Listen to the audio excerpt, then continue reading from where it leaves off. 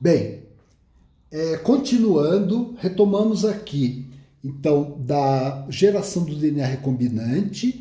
Então, independente da procedência, um DNA, por exemplo, extraído de rato ou de bactéria, esse DNA, cada um deles foi digerido separadamente com a enzima BAN-H1, que vai gerar as mesmas extremidades coesivas, independente da procedência. E quando eu, então, misturo esses DNAs digeridos num tubo e adiciono a enzima ligase, eu tenho, então, a reconstituição da ligação covalente fosfodiéster e a geração de um DNA recombinante. Notando, pessoal, que nesse caso aqui eu tenho uma reconstituição do sítio de BAN-H1, tá certo? Se eu fizer uma digestão com BAN-H1, ele vai voltar a digerir onde ocorreu a ligação. Já no caso das enzimas que cortam de maneira abrupta ou cega, ou seja, no eixo de simetria, que temos um caso, né, a sequência palindrômica GAT-ATC, GAT-ATC, então tem a clivagem no eixo de simetria e é gerada as extremidades, então, cegas ou abruptas. Tá? Que nesse caso aqui a ligação independe da complementaridade de bases, como no caso da ligação com extremidade coesiva. Então, ele pode se ligar a qualquer outro tipo de molécula digerida com enzima que corta de maneira abrupta. Aqui nesse caso, por exemplo, eu tenho aqui esse DNA foi digerido com a enzima EcoR5, esse com a enzima ISMA1, as duas cortam blunt e quando eu faço a ligação eu consigo refazer a dupla hélice aqui, as ligações fosfodiéster, porém esse DNA recombinante aqui, ele nessa região aqui ele não tem mais nem o sítio de EcoR1, nem o sítio de ISMA1. Tá? Isso tudo são características da nossa engenharia genética, tá certo? Do nosso desenho, do nosso projeto, daquilo que nós queremos obter com esse projeto. Tá? Então, uma reação típica com enzima de restrição vai levar aqui o DNA, o tampão de reação, tá certo? Que em geral tudo é comercial, ele já vem para facilitar a nossa vida em 10 vezes. Então, se eu vou fazer uma reação em 20 microlitros, eu ponho 1/10 do volume, coloco 1 microlitro da enzima, que em geral é bastante em excesso, né? 1 unidade por microlitro, e eu vou incubar então a 2 horas a 37 graus Celsius para que haja então a clivagem do meu DNA e depois eu vou avaliar isso em um gel de agarose. E olha que curioso aqui, eu tenho aqui essa enzima BAN-H1, tá certo? Em 2 formatos, tá certo? Temos aqui da sinapse a enzima que tem a sua digestão então em 2 horas a 37 graus Celsius, mas existe uma enzima mais moderna que cliva exatamente no mesmo sítio de BAN-H1, só que em 5 minutos. Tá certo? Então ela tem uma maior rapidez, o que agiliza o trabalho no laboratório. E isso também leva a um incremento no preço. Tá? Então aí, dependendo da sua estratégia, de ganhar tempo, otimizar e no caso você ter recurso, você pode optar por esse tipo de enzima. Tá certo? Se você não está muito apressado no tempo e os seus recursos te permitem ter uma enzima mais barata que corta 2 horas e 37 graus Celsius, você pode fazer a sua escolha. Tá? Então, sempre essas escolhas do biologista molecular, do engenheiro genético, pela utilização das suas ferramentas de biomol. Tá? Então, a ligase, nós já falamos, elas vão então promover a formação aqui da ligação fosfodiéster. Tá? Então, aqui a gente já pode ter uma ideia. Olha a diferença aqui, a extremidade coesiva, né? 2 DNAs diferentes. Tem aqui, ó, AATT, AATT, simples fita. Então, o que acontece? Pode haver, então, o pareamento específico dessas bases, tá? Que vai aproximar, então, o radical OH3' dessa base aqui, com o 5' fosfato dessa adenina. Então, na presença da ligase, utilizando ATP, isso estabiliza essa proximidade aqui desses radicais que vão então sofrer a catálise da AT4-DNA ligase aqui, por exemplo, refazendo a ligação fosfodiéster. Tá? Então, aqui nesse caso, olha, eu tenho 2 DNAs, vou fazer uma ligação. Aqui, esses DNAs digeridos com enzimas que deixaram extremidades coesivas, e aqui esses DNAs digeridos com enzimas que deixaram extremidades abruptas ou cegas. E a nossa pergunta para o Senado molecular: qual reação é mais fácil de acontecer e por quê. Tá? Então nós vamos conversar disso lá no nosso Senado Molecular. Tá? Então aqui, sintetizando, né, as ferramentas aqui de corte, né, nossas tesouras moleculares, podem gerar extremidades abruptas, ou 5 linhas protuberantes, ou 3 linhas protuberantes. Tá? Então isso é um ferramental do engenheiro genético, do biologista molecular. Dependendo do caso, pode ser interessante optar por algum tipo de digestão nessas condições. Bom, vamos falar então da clonagem em vetor. Tá? Então temos aqui o exemplo, a gente vai falar logo mais um pouco em detalhe de plasmídio. Então eu tenho um plasmídio, uma molécula circular de DNA, que tem a capacidade de replicação autônoma na célula hospedeira, porque tem uma origem de replicação independente e tem um fragmento que eu quero clonar. Então nós fazemos a digestão aqui no caso, ligação independente do plasmídio e do DNA que eu quero clonar, com a mesma enzima de restrição. Tá? Então aí eu posso promover a ligação, fazer lá no tubinho, né, a reação de ligase, e aí eu vou ter o que, gente? O meu plasmídio recombinante, tá certo? Então tá aqui em verde o gene que eu quero estudar, que eu quero sequenciar, tá certo? E esse plasmídio, ele tem uma origem de replicação, tá? O grande detalhe, pessoal, a origem de replicação do vetor, ela tem que ser compatível com o organismo hospedeiro que vai replicar a minha molécula recombinante, tá certo? Então, se eu vou transformar uma célula bacteriana, a origem de replicação tem que ser de bactéria. Se for de levedura, a origem de replicação tem que ser de levedura. Se for célula de mamífero, tem que ser uma origem de replicação de célula de mamífero. Tá? Então eu tenho que ter no meu vetor aqui a origem de replicação compatível com o hospedeiro e eu tenho que ter um gene de seleção, nesse caso aqui um gene de resistência a antibiótico. Então eu faço a transformação, ou seja, a introdução do meu plasmídio recombinante em células hospedeiras, tá certo? E vou plaquear, né? Eu vou colocar essas bactérias transformadas, a gente vai ver logo em detalhes como que a gente faz isso de uma maneira fácil no laboratório, no meio de cultura contendo o antibiótico para o qual o plasmídio promove a resistência. Então, apenas as bactérias que receberam o plasmídio é que têm a capacidade de expressar o gene que degrada o antibiótico, então lá ela vai sobreviver e mais. Vai haver a replicação do plasmídio, porque ele tem uma origem de replicação, então ele tem uma replicação independente do cromossomo bacteriano. Então olha lá, eu tenho aqui os clones, né? Um clone bacteriano que então promoveu essa replicação, essa multiplicação das cópias da minha construção recombinante para que eu possa efetuar as etapas da minha pesquisa que eu bem deseje. Tá certo? E aí, pessoal, antes de falar de vetor, qual a finalidade disso? Tá certo? Então aqui ó, eu convido vocês a utilizarem essa ferramenta que vocês já receberam.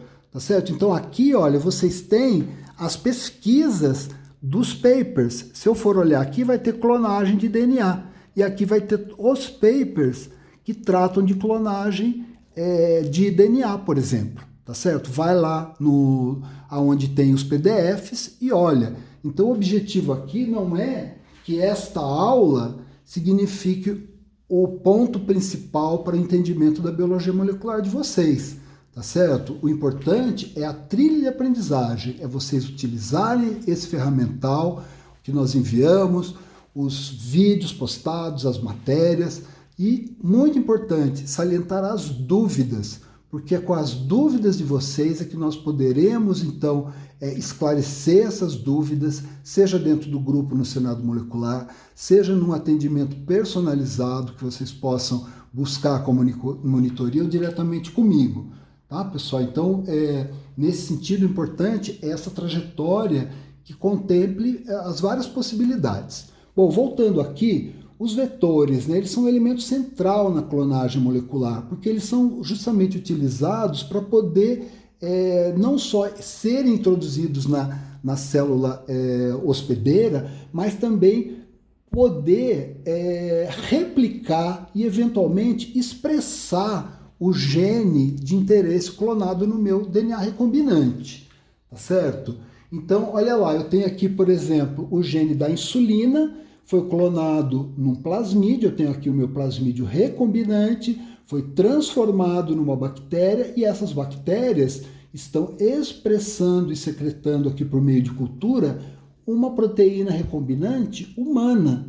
Significa que esse plasmídio aqui ele tem todas as informações para que dentro da célula hospedeira o plasmídio seja replicado, tá certo? O gene de interesse seja transcrito e seja reconhecido pela maquinaria de tradução para poder expressar a minha proteína de interesse, como exemplo aqui o primeiro biofármaco produzido, que foi a insulina humana. Tá? Então os plasmídios, usando assim, uma generalização, a gente pode dividi-los pela capacidade de receber, né, insertos de DNA de diferentes tamanhos. Olha aqui os plasmídios, eu consigo clonar fragmentos de até 10 mil pares de bases, tá certo? O bacteriófago, que é um vetor viral, né, ele permite clonar fragmentos de 7 mil a 25 mil pares de base. Tem cosmídeos, baques, iaques, tá certo? Então esses vetores, e existem vetores que são híbridos com partes de plasmídio e parte de bacteriófagos, eles podem servir aos mais diferentes propósitos, e aí também enriquecendo a nossa caixa de ferramentas da biologia molecular, tá certo? Vocês podem se deparar com diferentes vetores aí nos papers que vocês vão preparar, vão estudar aqui para a nossa biologia molecular. Tá? Então são dupla fita, se replica independente, existem várias cópias por bactérias, tá certo? Como tem por célula bacteriana, como ele tem a capacidade de se replicar independentemente, ele pode ter de uma até dezenas, centenas, eventualmente até milhares de cópias por célula. Então uma verdadeira fabriquinha aqui, né, de produção do DNA do nosso interesse. E então eles têm a capacidade, né, de penetrar na célula hospedeira, tá certo? Seja de maneira artificial por transformação, seja por conjugação, replicar, eles são facilmente recuperáveis, a gente faz isso no laboratório didático e no laboratório de pesquisa o tempo todo, tem pelo menos um marcador específico, como a gente viu, acabou de ver, né, um gene de resistência antibiótico.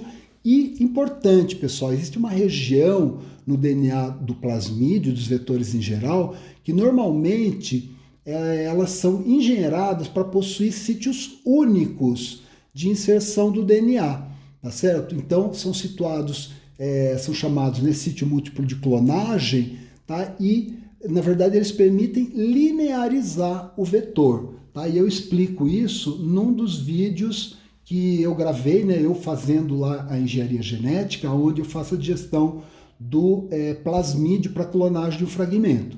Quem não viu, convidamos a ver esse vídeo e, tendo dúvidas, nos pergunte. Tá? Então aqui um vetor plasmidial, aqui a origem de aplicação, tá? Então compatível com o hospedeiro, o gene de resistência à ampicilina, e olha aqui o nosso polylinker. Tá vendo? Então aqui, olha, eu tenho sítios de reconhecimento de diferentes enzimas de restrição que são únicos. Qualquer um desses sítios aqui, se eu digerir, por exemplo, com BAH1, ele vai cortar apenas esse ponto e ele vai linearizar o meu vetor, tá certo? E a hora que eu clonar um inserto aqui dentro, ele vai reconstituir, então, a linearidade do meu vetor com o inserto clonado, sem tirar de ordem os elementos para que ele seja funcional. Porque se eu picotar o meu plasmídio e utilizar, por exemplo, uma enzima que corte ele em outros locais, na hora de remontar vai formar um plasmídio não funcional. Tá? Então eu tenho origem de aplicação, falamos disso, né? Replicar independentemente, aqui a replicação do plasmídio. Isso aqui é um vetor comercial, como existem muitos. Tá certo? Então, por exemplo, o PUC18, um dos primeiros vetores comerciais, então ele tem aqui a origem de aplicação, gene de resistência à ampicilina, e ele tem essa região aqui, ó, o sítio múltiplo de clonagem, também chamado de polylinker, né? Desculpa, aqui está em português, mas do inglês multiple cloning site, ou polylinker, uma região que pode receber a clonagem de fragmentos com diferentes opções aqui. Então eu tenho enzimas que cortam com extremidade 5 linha protuberante, coesiva, 3 linha protuberante, coesiva. Nós acabamos de ver BAH1, tem um sítio de PST aqui, tá certo? Assim como eu tenho, por exemplo, um sítio de SMA1, que gera uma extremidade blunt, Tá? Então tudo isso, pessoal, é importante quando eu estou fazendo aquela engenharia do meu projeto, tá? Do que eu quero obter. Aqui o exemplo dos vetores, tá certo? Plasmidiais. Como eu falei para vocês, eles podem promover a replicação num número de cópia baixo ou num número de cópia muito alto. Aí vai depender do meu interesse. Tá? É um arsenal. Bom, eu posso utilizar, como eu falei para vocês, antibiótico, né? Uma resistência a antibiótico. Então eu transformei aqui, olha, as células com o meu plasmídio. Essa célula foi transformada, esta não. A hora que eu coloco no meio nutriente, então, para as bactérias na presença de ampicilina, apenas as bactérias que receberam, que foram transformadas com o meu plasmídio, que tem o gene de resistência à ampicilina, ele expressa uma proteína, uma enzima que degrada a ampicilina do meio, vai gerar clones. Tá? As bactérias que não receberam morreram. E finalmente, pessoal, como que eu transformo esses plasmídios, esse DNA dentro da célula? Tá certo? E aqui tem uma coisa interessante. As bactérias são naturalmente competentes, tá certo? Competência para ser transformada. Então, por exemplo, não todas, tá? Algumas bactérias, né, têm proteínas na membrana, olha aqui, verdadeiros canais de importação, né, locais de importação, que permitem essa entrada. Por exemplo, olha lá, o Streptococcus pneumoniae, que o Frederick Griffith utilizou quando ele encontrou, né, ou ele descreveu algo que ele chamou de princípio transformante, lá da nossa aula 1, tá certo? Então, aqui no caso, se ele tivesse trabalhado com uma cepa bacteriana que não tivesse esse mecanismo, ele não veria a transformação no experimento dele. Né? Então é uma sorte? Sim, a sorte acompanha as mentes preparadas. Né? Ele trabalhou com essa cepa e com isso ele descreveu o princípio transformante que levou à caracterização do DNA. Tá? Então eu posso tornar as bactérias que não têm esse mecanismo natural, posso torná-las competentes a serem transformadas geneticamente. Tá certo? Por quê? Porque o DNA ele não vai passar espontaneamente pela membrana, porque é uma molécula hidrofílica, tá? Tá lá solvatada pela água, a membrana é hidrofóbica, é uma bicamada. Né? Então, as bactérias têm que ser tornadas competentes e tem duas maneiras que a gente faz no laboratório.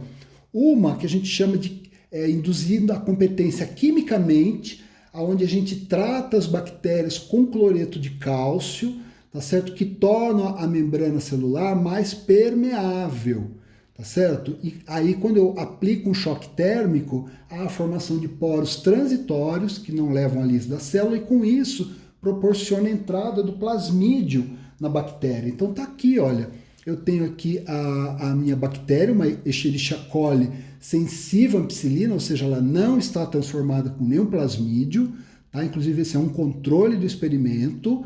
Aí o que eu faço? Eu trato com cloreto de cálcio essa célula, tá? Então há uma fragilização lá da membrana, tá? Então a hora que eu coloco o meu plasmídio recombinante, tá certo? Isso aqui está a 0 grau, a gente tem que olhar as figuras no detalhe, tratado com cloreto de cálcio, dou um choque térmico 90 segundos a 42 graus, então o tratamento químico aqui com cloreto de cálcio na presença desse choque térmico promove então esses poros transitórios. Aí o que eu faço? Plaqueio essa mistura aqui da transformação, incuba a 37 graus, que é a temperatura de crescimento da Escherichia coli, e no dia seguinte eu vou ver clones aqui crescidos na minha placa de meio de cultura, placa de meio de cultura com antibiótico. Então aqui eu tenho somente os clones bacterianos que receberam o meu plasmídio recombinante,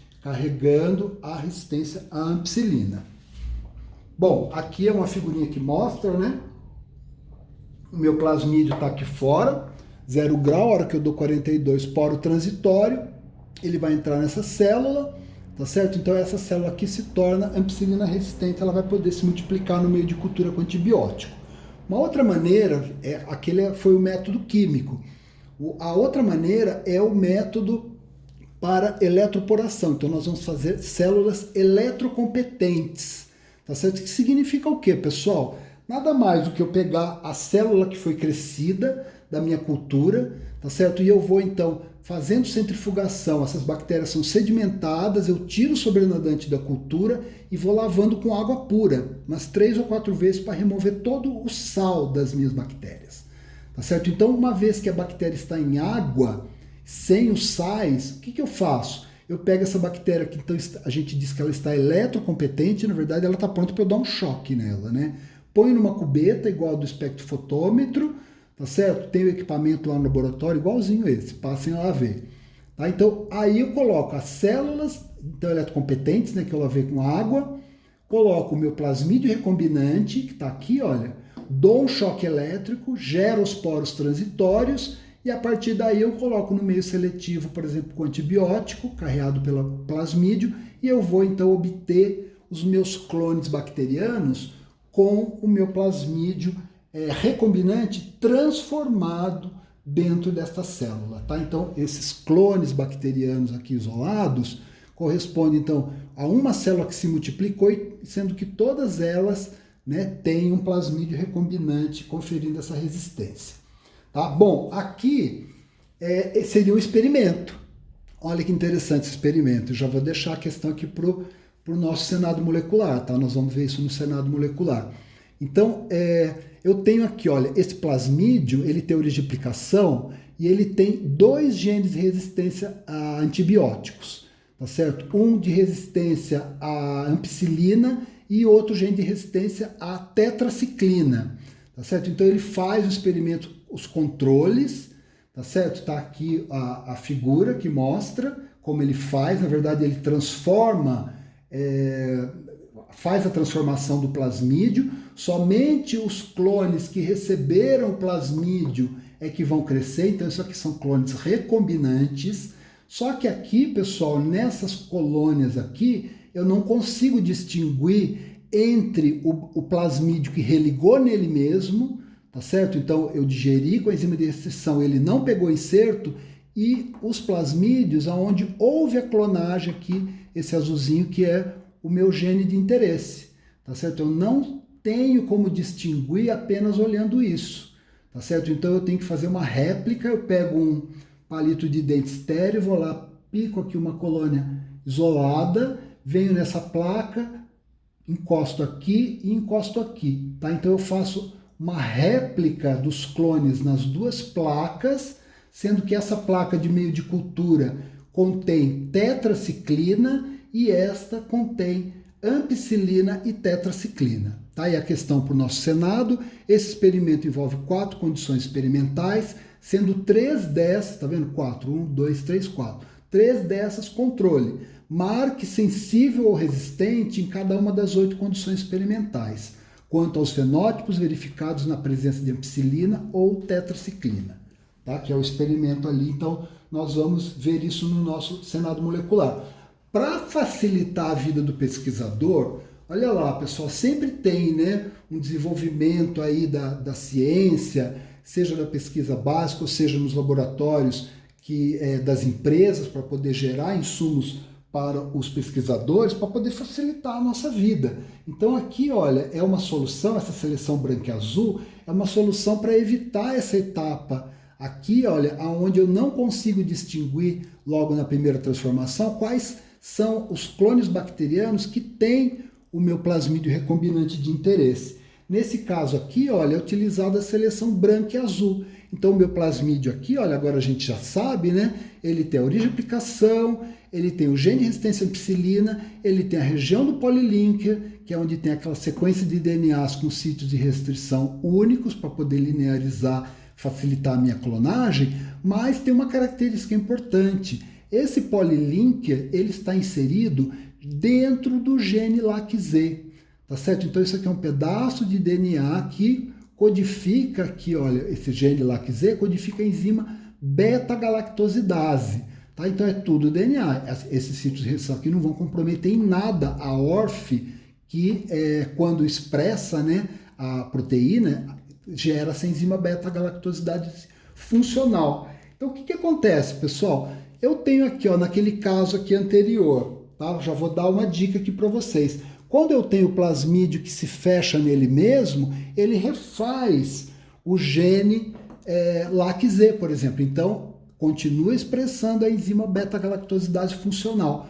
Porém, quando eu tenho a clonagem do gene de interesse aqui no polylinker, que está demonstrado aqui, olha, tá vendo? Que entrou, interrompeu, em vermelho aqui, o que eu admito no próximo slide seria a beta-galactosidase. O que acontece? Eu vou interromper esse gene e a beta-galactosidase não é mais funcional, tá certo? E o que a beta-galactosidase faz? Ela degrada esse substrato, tá certo? Que tem esse nome imenso, apelidado de X-gal, tá certo? Então, no meio de cultura, quando eu vou plaquear, aqui vou voltar a plaquear células transformadas, aqui eu tenho um meio de cultura, os nutrientes, né, o agar, o antibiótico, por exemplo, uma tetraciclina, e eu tenho aqui também o X-gal. Tá? Por que é o X-gal? O X-gal que está aqui, ele é o substrato da enzima beta-galactosidase. Tá certo? Então, quando a beta-galactosidase está ativa nas bactérias onde não foi recombinado o gene de interesse, ela está ativa. Ela vai, então, metabolizar o X-gal num composto azul. Tá certo? No caso das bactérias que receberam, então, vamos ver aqui o exemplo, a clonagem, né, que eu tenho meu gene recombinante aqui clonado, esse gene LAC-Z está interrompido, não tem mais a expressão da beta-gal, então não há conversão do X-gal nessa substância azul. E o que acontece, pessoal? Olha que interessante, num passo só, eu fiz a transformação, plaqueei no meio de cultura com antibiótico e o X-gal, eu vejo aqui, olha, colônias azuis são as bactérias que, na verdade, não me interessam, porque elas têm o plasmídio não recombinante. Já as colônias brancas, o que significa? Que o gene da beta-gal está interrompido, por quê? Porque ocorreu a clonagem desejada, tá certo? Então, nesse caso, as colônias são brancas. Então, eu não preciso mais fazer aquele carimbo, aquela réplica toda, tá certo? Eu vou direto aqui, escolho alguns clones brancos e vou conferir, então, por mapa de restrição, que a gente vai ver depois, tá? Se corresponde à construção desejada. Tá? Então, eu deixo uma questão aqui, porque a seleção branca e azul é mais vantajosa do que a seleção utilizando antibióticos. Na verdade, acabamos de ver isso. Tá? Então, aqui terminamos. Vamos ver se eu consigo fazer aqui o que eu queria. Tá? Que é eu entrar aqui na aula. Oi, pessoal, sou eu. Tá? Então, esse conteúdo aqui de aula, pessoal, corresponde desde a aula 1 até a aula 4. Tá? Então, por exemplo, o pessoal da farmácia do integral, da farmácia noturno, terão aula na quarta-feira. Lógico que eu não estou esperando, gente, olha, agora vocês vão ter que assistir isso até quarta-feira. Quem puder, assiste, tá? Não tem problema. Nós vamos fazer o cenário molecular, tá? Eu vou fazer uma dinâmica aí adaptada para não deixar ninguém...